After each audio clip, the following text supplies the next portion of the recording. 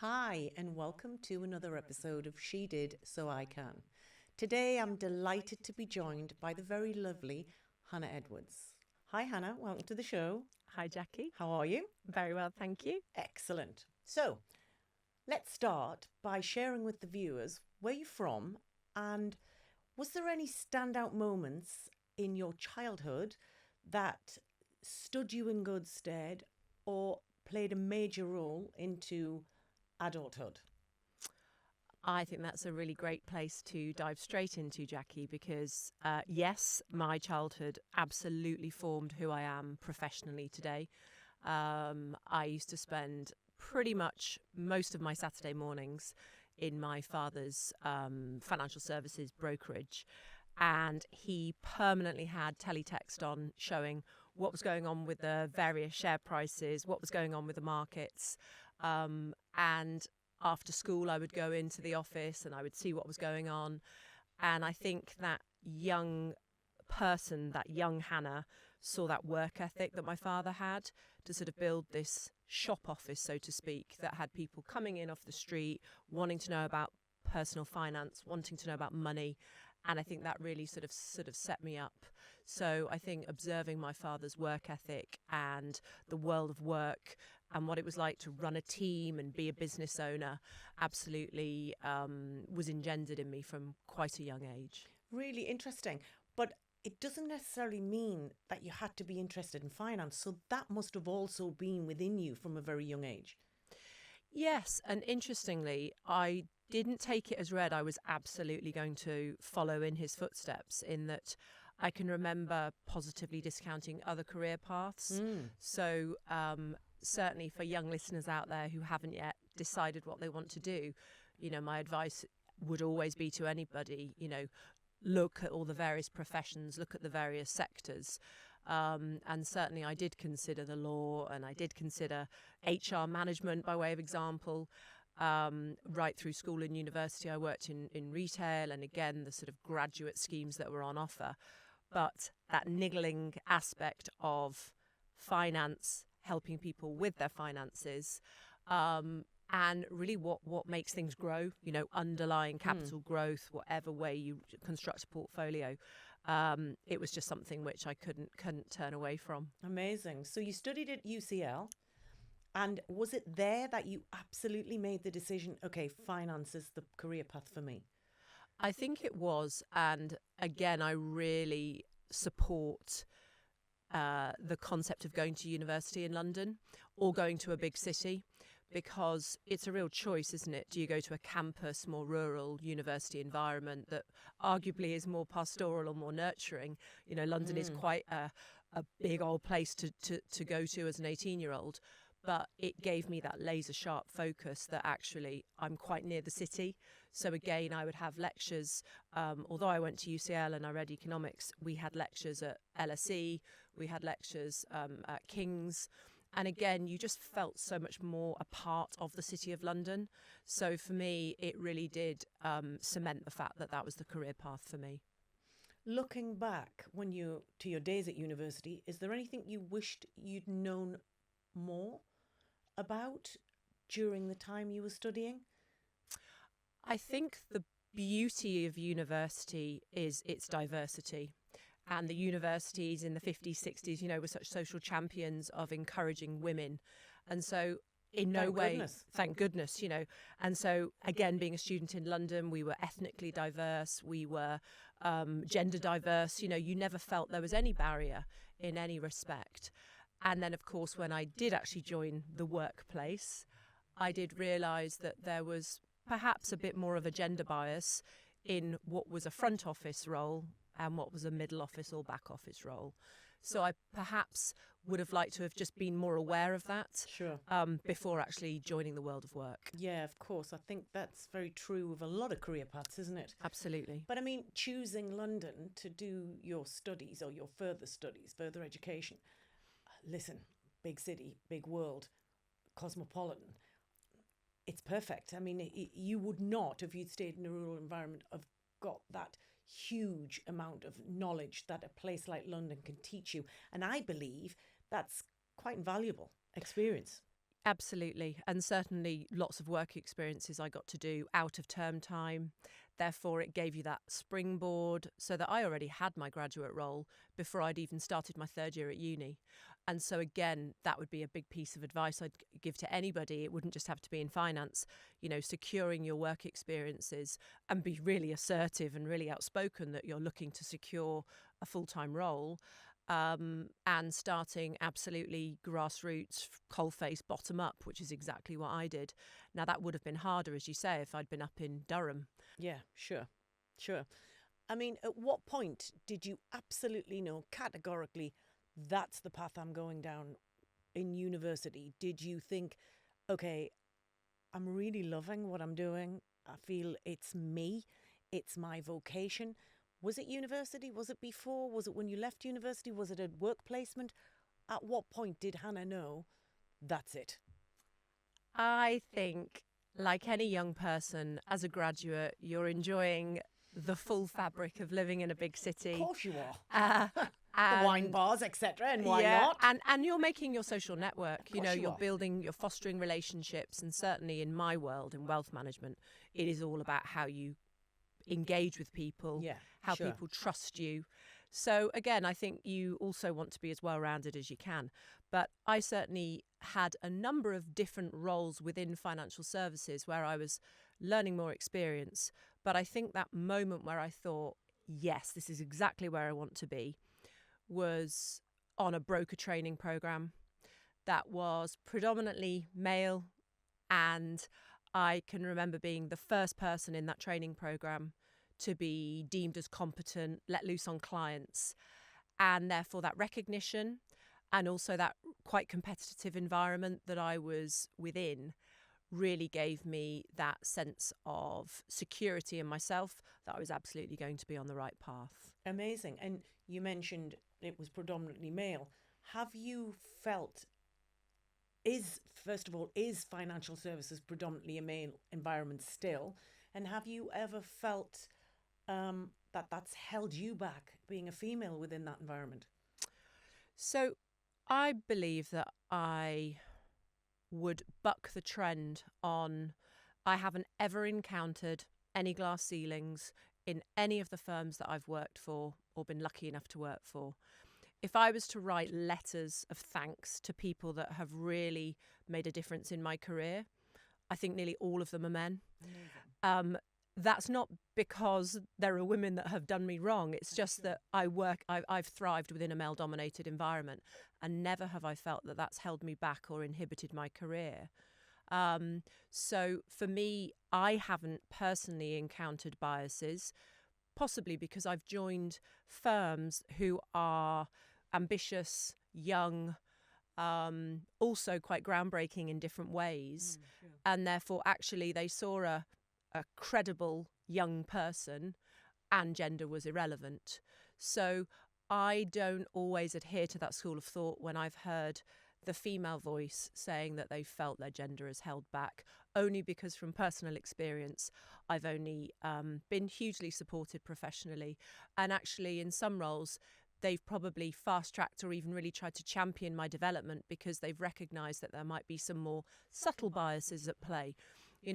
I'm not going to sit here and sugarcoat that I haven't in my career had at times inappropriate comments, or there's those moments where you just have to stand firm. But if you respect yourself and you are utmost professional at all times, then the sky's the limit. Absolutely. I'm delighted to hear that, by the way, because, I get asked this a lot because predominantly this show is all about championing female leaders, so that we hopefully promote more female leaders to follow in our footsteps. And that's really why we're doing this. But I'm a big believer in male-female collaboration. And I've always believed that when men and women come together in a united cause, incredible magic can happen in the workplace.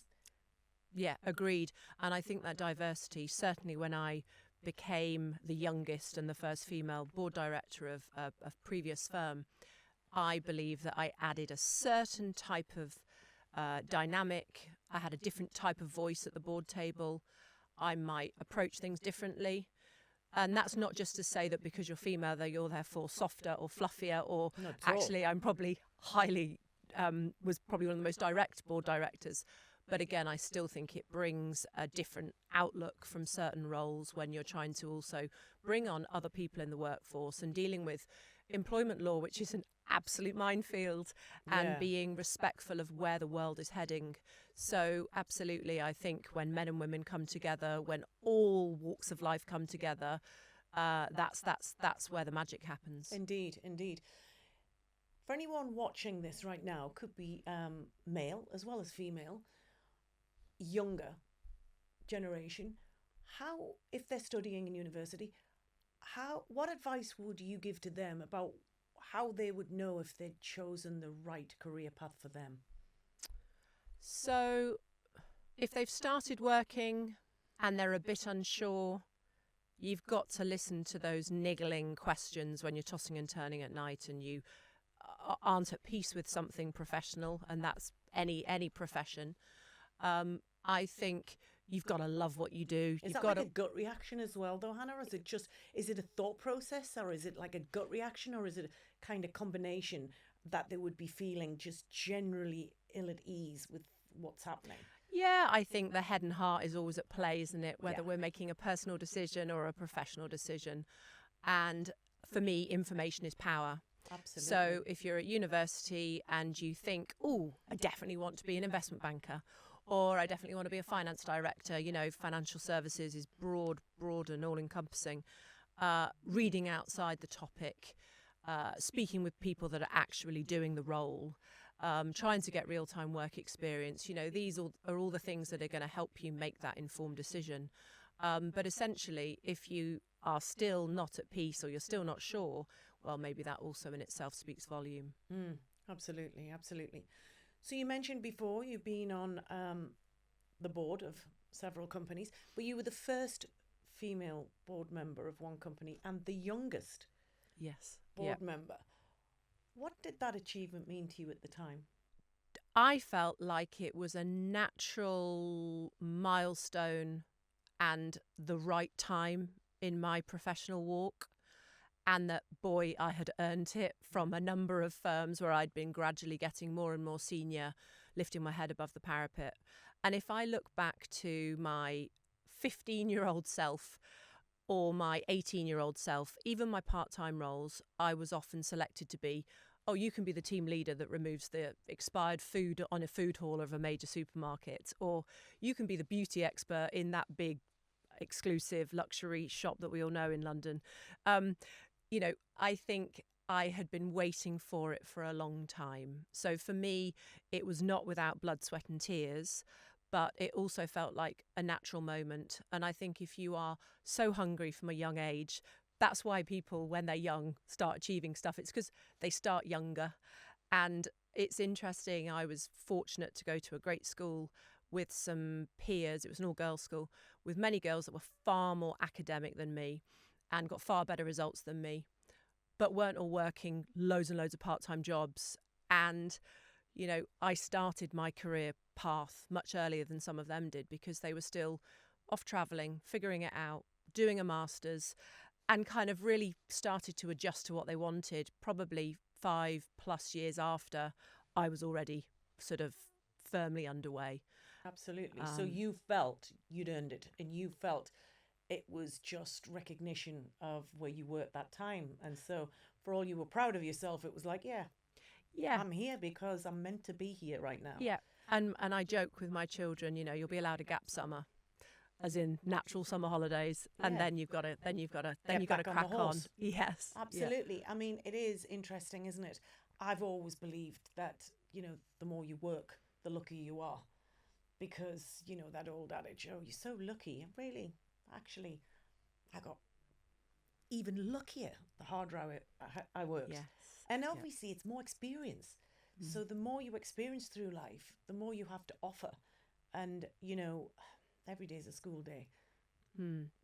Hopefully we live a long and fulfilled life, but we're learning all the way through that journey.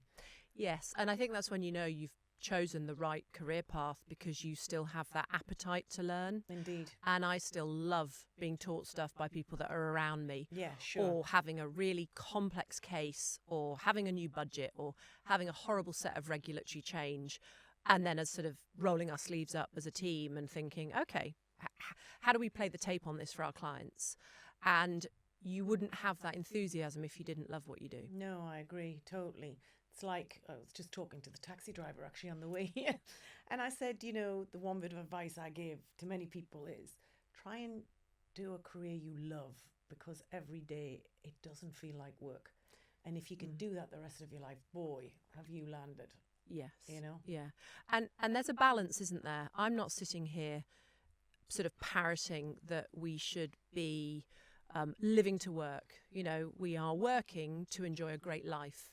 But if you are passionate about what you're doing, then when you're having that downtime on a Sunday afternoon, or you're sat in a sun lounger and you're on holiday and you have that light bulb moment just because you've had time to reflect, that's not necessarily because you've taken work with you and you can't have downtime. You can still have downtime.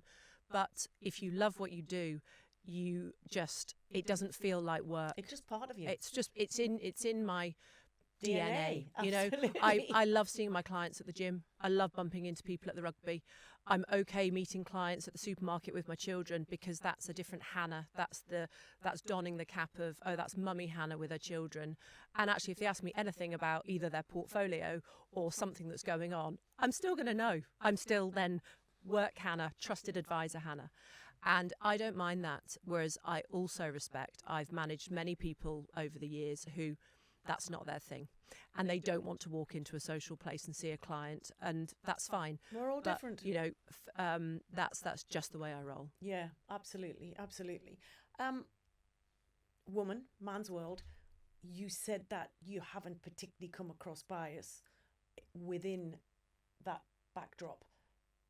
Is there any moment that stands out that happened which was a little bit scary for you with regards to the male-female gender in that environment?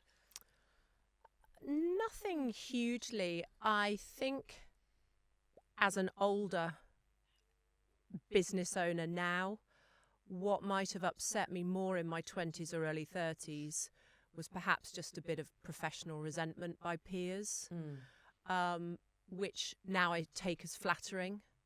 But in terms of those moments where I've had to make some fairly tough business decisions, but again, that wasn't really based on issues with gender. So no, whether it was going through working with two pregnancies up until I was 8 months and 3 weeks, or coming back full time, both times, with very, very young newborns, I've actually felt very supported. It hasn't fazed me. You've took the firm from 100 to 500 million in asset value. What did that teach you about you, managing such a huge portfolio and managing that so effectively? In a former role, yes, that was a great growth story, and I suppose that helped spur me on and galvanise me to then set up Eva. That was a really important decade of my life, in that it was. I realised that by the structure and the way that firm was located, it would be critical to business growth for me to also establish a bit of a personal brand, and ensuing people that worked around me to develop their own personal professional brand. Because ultimately people buy people, whatever sector, whatever profession. And that, I believe, was the game changer in helping to fuel growth in a business like that, where all the ingredients were there. They just needed people to go out and bang the drum that had integrity and were good with people. And it isn't rocket science. And then referrals build referrals, and clients just bring clients. And then actually you build a really strong, robust process behind you. And most importantly, great people around you. And that gives you that ultimate springboard for, growing many multiples over. What was the proudest part of that process for you? I think the pace of the growth each year. I had done it in London, very, very big teams, very big targets, but very, very big budgets. And that was tried and tested. Doing it outside of London was a different engine, Yeah, of a course. different market. So that was the one side of it that gave me huge satisfaction, that actually you could be anywhere in the world and you can still do it. I think the most pinch me part of that journey was seeing the growth in some of the people around me. So by way of example, my original PA on the first day I joined that firm, by the time I left, was in management, was chartered, was Amazing. managing clients. Lovely. And again, if I was to reflect on all my biggest achievements, it's key people, certain people that have worked with me in all of the firms, and I'm still in touch with many of them, and that's what I care about. That's what gets me out of bed in the morning. That's so lovely. I'm glad to hear that, because many people don't take people with them. And I just think that's one of our superpowers as women. Yeah. That we try and take others with us. And it's such a wonderful quality. Eva, so Yes. we've got all of this experience. Uh-huh. We've made lots of money for previous firms we've worked for. And we've now got a family, and we now decide, okay, going to start my own business just because I can. I've never done that before and I'll have a go. Yeah. So Yeah. what was the thinking behind that? Because if anybody's done it or anybody's worked in their own business, trust me, everybody, it's scary. And there's a lot of sacrifices, particularly when you've had a role such as yours, where you are safe, you are being paid well for what you do, you are managing huge portfolios and managing them very successfully. Then you're going to jack it all in and go it alone. Wow, that was a brave decision. So how did you arrive there? In part, a lot of it was down to my clients, because they kept saying to me, when are you setting up on your own? When are you going it alone? You know, we'd follow you. You know, our relationship is with you. And the longer that went on, I'd been saying that to some people for years, and some clients who had followed me from London even. And so going right back to that young Hannah, watching her dad at play, surrounded by his team in the city that we lived in, there was always that itch. And what happens is, of course, you get very well looked after, you're happy, you're loyal, you want to do a good thing, you're collaborative, but that itch is still there. And I think it was the sum of those two parts. I was approaching that sort of milestone of coming up to 40. If I don't do it now, I won't necessarily do it. And that itch suddenly started to kind of rankle with me a little bit more. And I felt, yes, if I'm going to do it, I'm going to do it. So it wasn't a case of I'm bored, I'm ready for a new challenge. Yeah. It wasn't that I wasn't being rewarded or I wasn't happy. It was, yeah, I think there's a legacy to be built here. And also, when you have worked in big global firms, professional practice, small firms, stockbrokers, discretionary fund houses, I wanted to take all that learning, and then Eva is the formation of all those best bits, all those best bits that I think make a really beautiful offering in wealth management. Yeah, absolutely. Was there anything you were afraid of? Were there certain elements of setting up your own business that scared you? I had loved the collaboration of a board table and the dynamic of bringing different individuals together. So yes, there was that fear factor of, in the early days, having to be everything to that business, and knowing that call on my personal capital, that headspace, that bandwidth, raising a family, single parent, etc., and all the financial responsibility of that. So yes, that was the standing on the top of the diving board moment. And then the second fear would have been born at that point: will people follow? Will all my clients be loyal? And they said they would, but they it was said they the would. Difference between saying and doing. Yeah.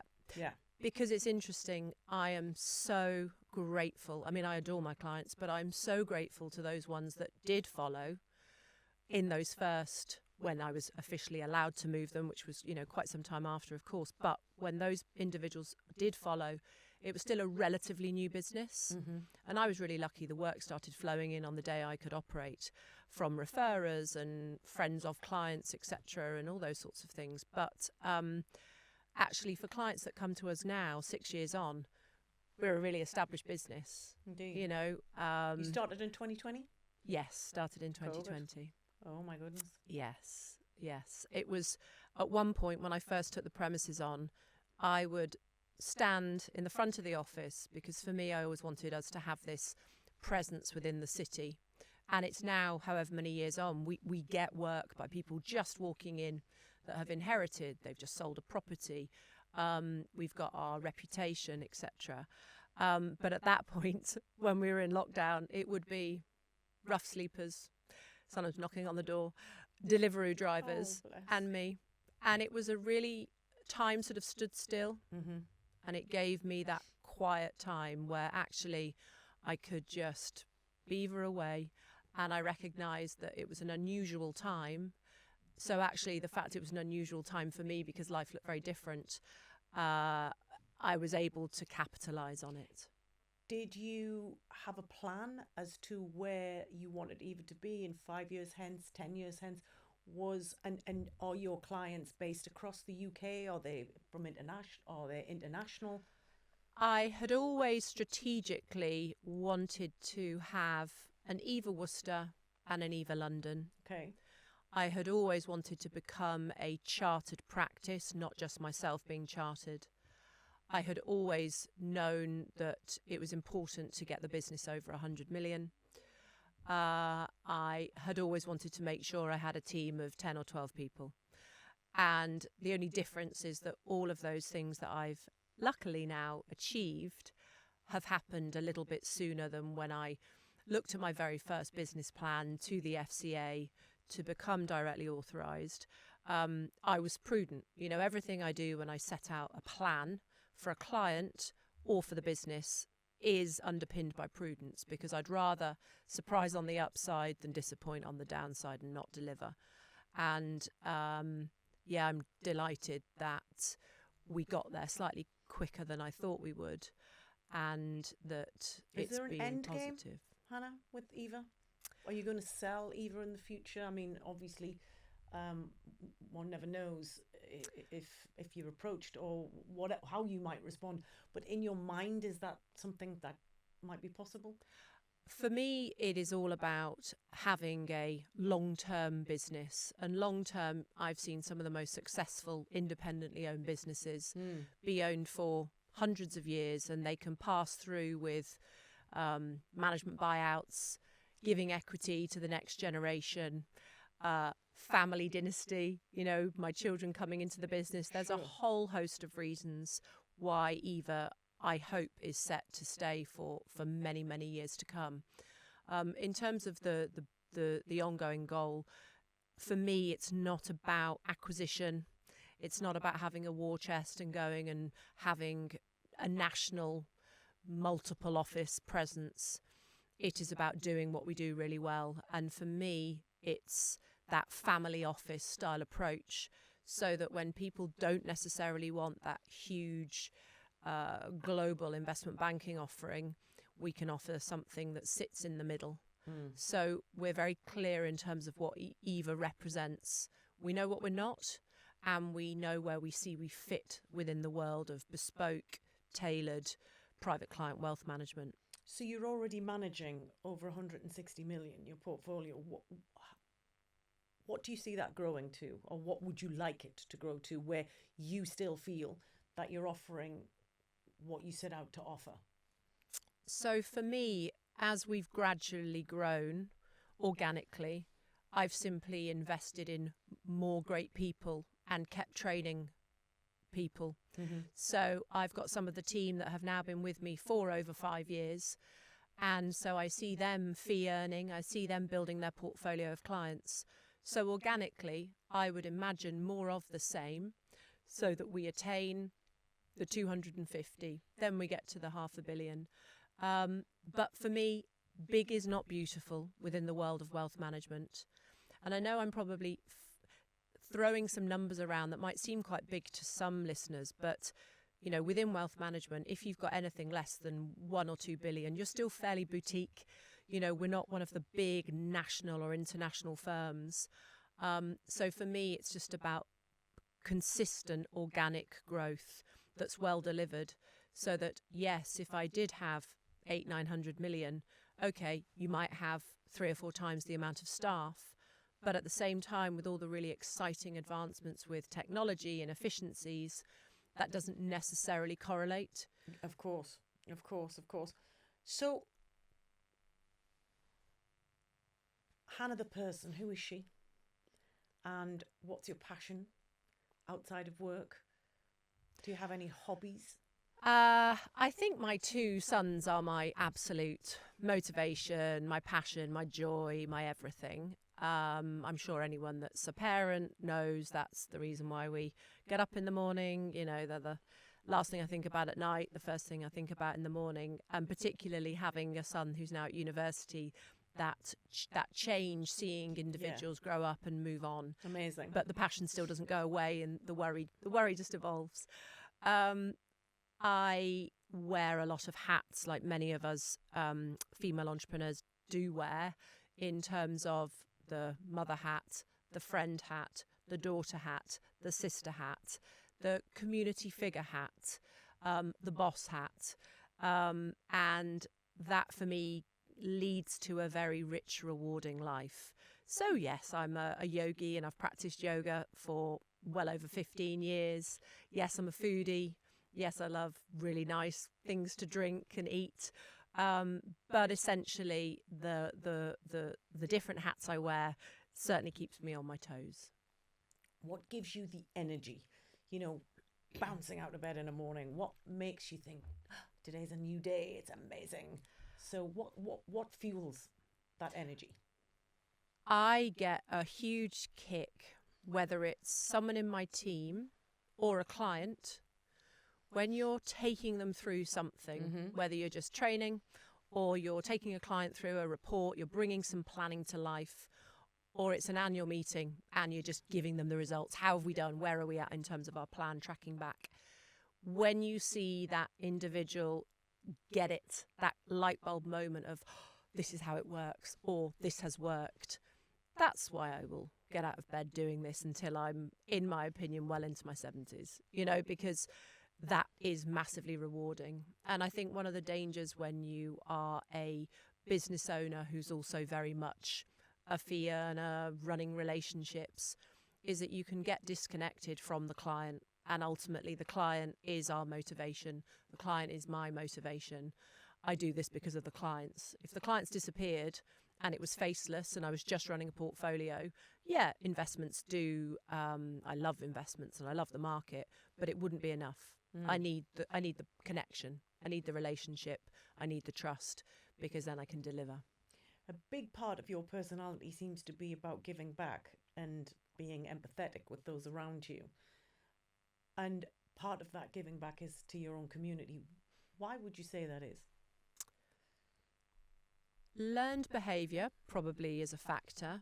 My parents were always heavily involved in the community, whether it was, my father was a Mason, he sat on the children's panel in Scotland for children that were, you know, going through neglect, abuse, addiction issues.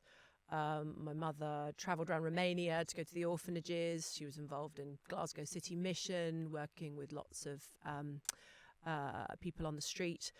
For me, I've just always seen people doing that as part of life. Life Great is role about models. Absolutely. My sister's the same. You know, we have to pay it back. So for me, I love it's I couldn't imagine life without my trustee roles. You know, having lost my father to cancer, so hospice is naturally going to be an easy one for me. Being alongside that hospice for 15 years now, you know, that's again part of my DNA. It's not just Eva, it's the other charitable hats. And it's incredible. I love the fact that you feel that it's so important to give first as opposed to receive. I think it's really wonderful. And, the more women I interview on this show, the more it comes across how very empathetic most women are with regards to the people around them. I think it's maybe one of our superpowers that we possess. Maybe it's because we're mothers. I don't know what it is. And I would also think about it from the flip, which is my clients are awesome. And many of them have some senior voluntary charitable roles, royal recommendations. And they also then bring with them to that client table a real sense of balance. I look after some very high net worth clients, but often because of their own service, they're very level-headed, they're very empathic, they're very kind. They're kind inside and out. I love that. And I often find that actually, if you've got a friend it's very easy for us to get quite self-obsessed, isn't it? We get more ailments as we get older. We've got elderly parents. Finances can be a worry. Actually, sometimes when you're doing something quite humble, it makes us realise how lucky we are. Indeed. I completely concur, 1,000,000%. Eva's very female-centric. You promote and champion female entrepreneurship, female trainees, etc. Thank you for doing that, Hannah. Why is that? You've got 2 boys.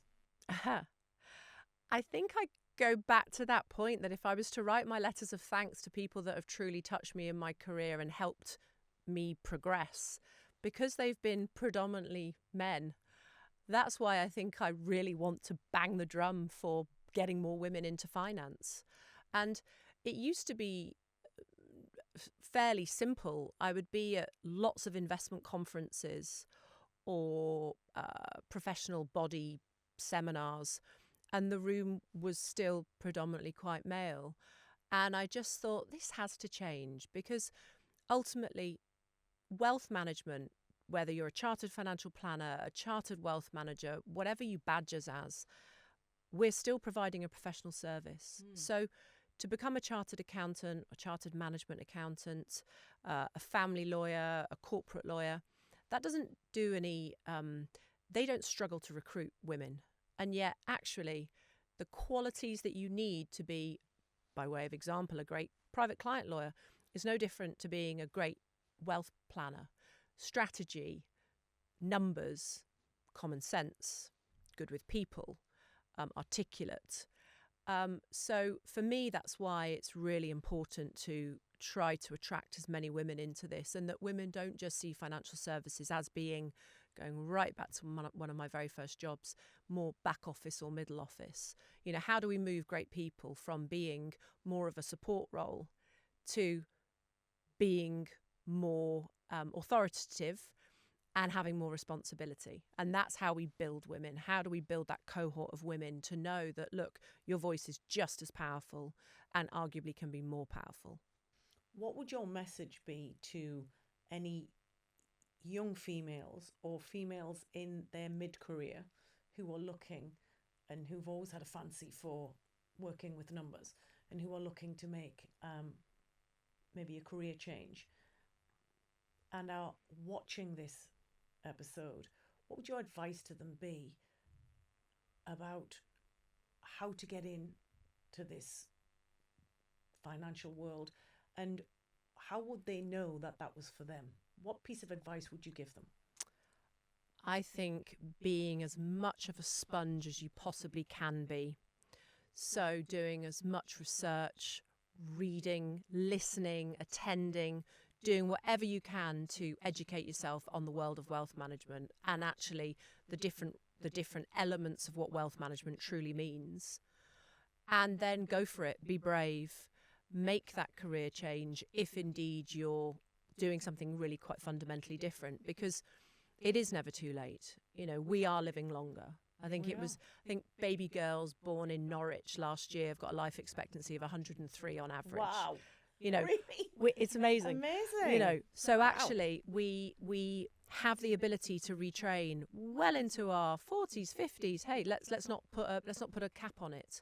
So the great thing about this profession, I believe, is it is very supportive of being a working mum, if indeed you're a young person who wants to become a parent one day. It offers huge opportunities, both in terms of travel and with the world moving increasingly to, we hear in the press about a lot of people taking the expat role. Again, that offers huge opportunity. Sure.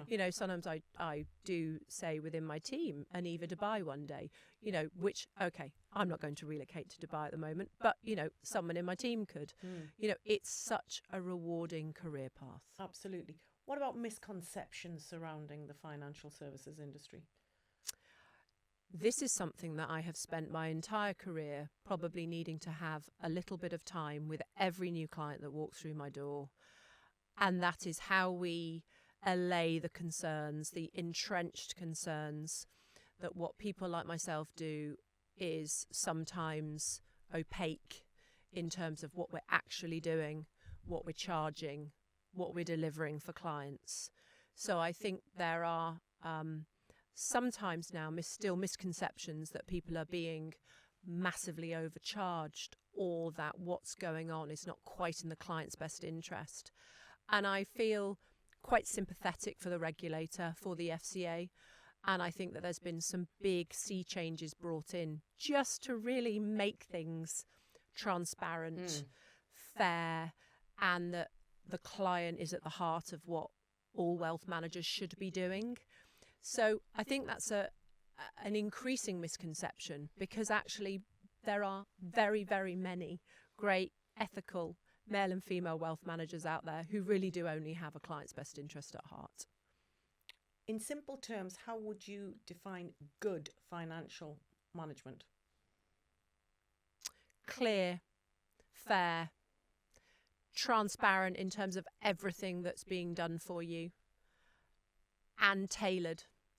Because when I sit down in front of a new client, I'm going to take a good amount of time understanding what sort of client is this going to be in terms of the style, and what motivates them. Are they highly analytical?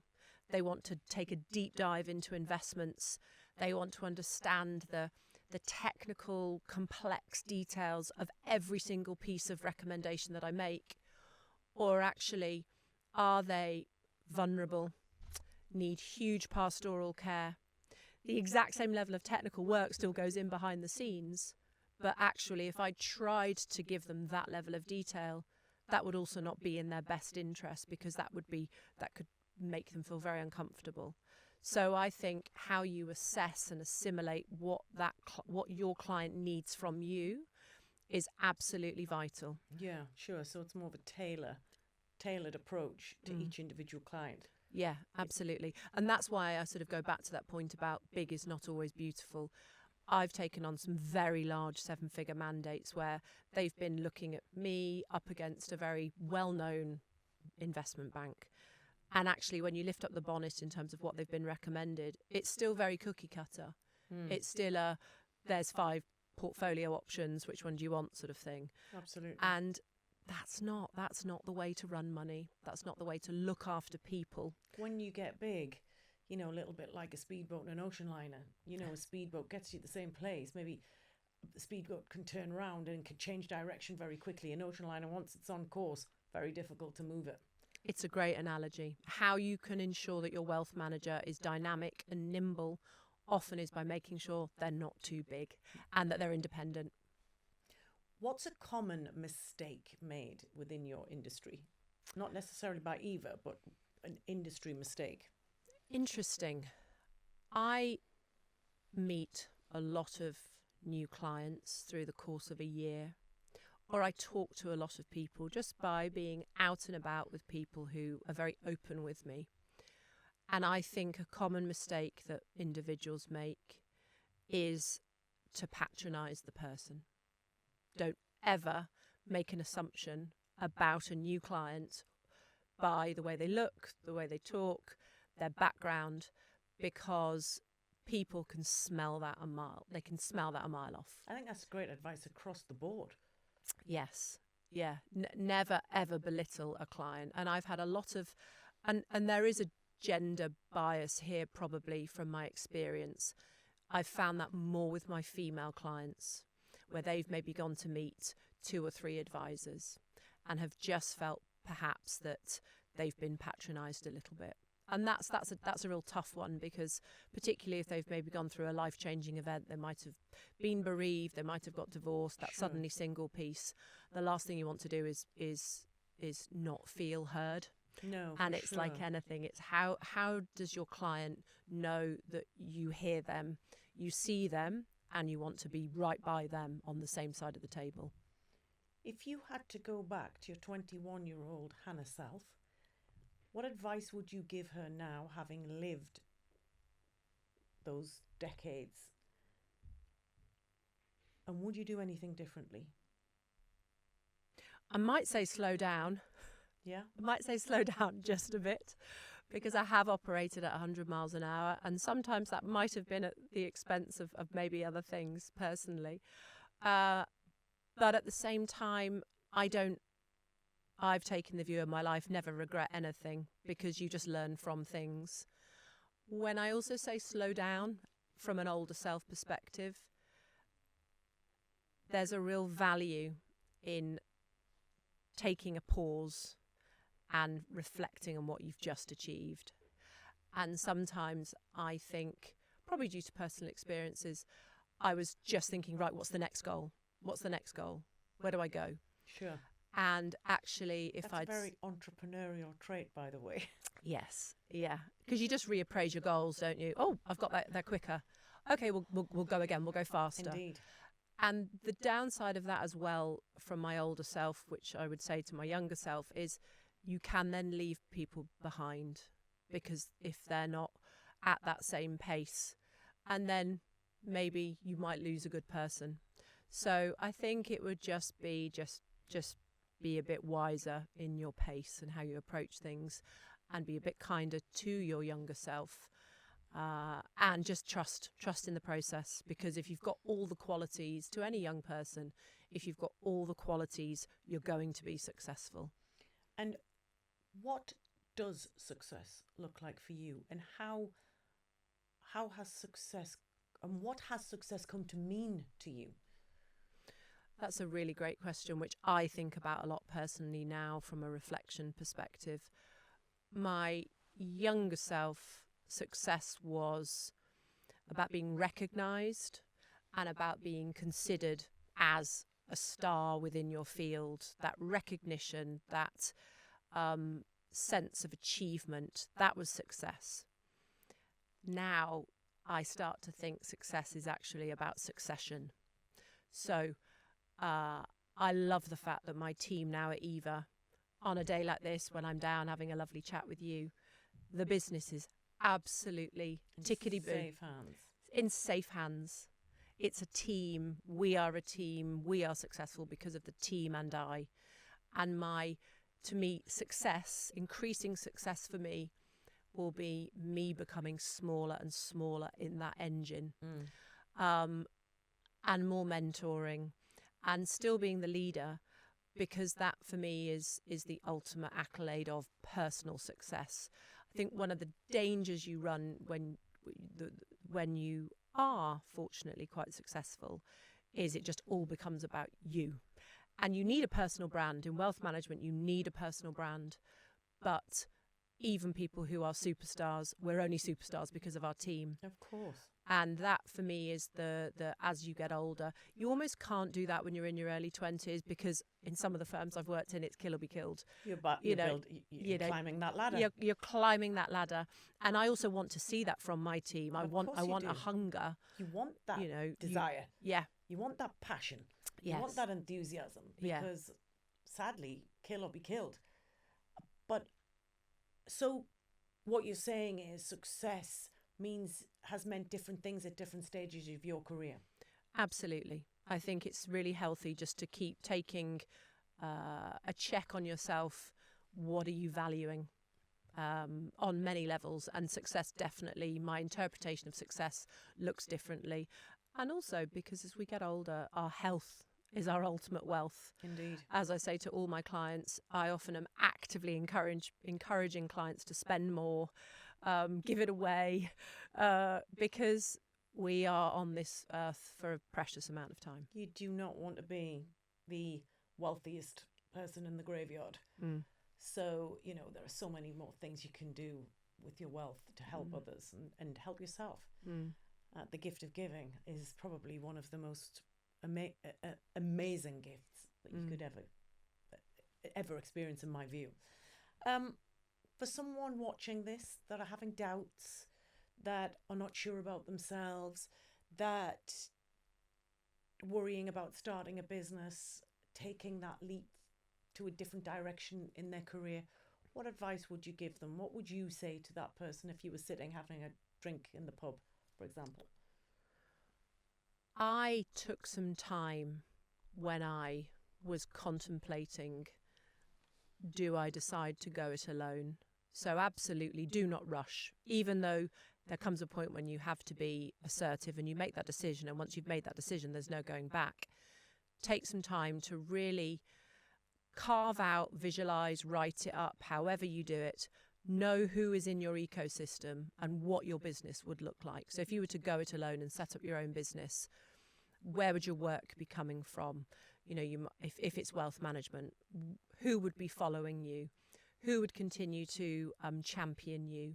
How would you structure it? You know, that would be my advice, is really looking through who's your tribe, who's on your side, because that will also help to determine whether this is a foolish decision or actually the sum of those parts means it's a no-brainer. And for me, when I was endeavouring to make that final decision, do I set up a business on my own? Do I remain where I am? It was very much on a very, very prudent basis and then on a optimistic basis. So you have to set your own personal expectations, but taking some time, figuring out who's in your tribe, who's going to support you in business, because that is actually one of the best things that I encountered in my first year, where you are embryonic, you're setting up, but all of my professional community, my key professional introducers never left me. And that was something which meant so much to me, means so much to me. And I still very much have those relationships now. Yeah, I mean, it seems to me that you're running a business almost like a family enterprise, and everybody feels part of that family, even as it grows. And I think that's an incredible process that you've mastered, which obviously makes Eva the success it is. And I wish you continued success. We have a closing tradition on this podcast, and it is this very question. What do you think, in your opinion, makes an iron lady? I think an iron lady is someone who is not afraid to have the most excruciatingly difficult conversations because it's the right thing to do.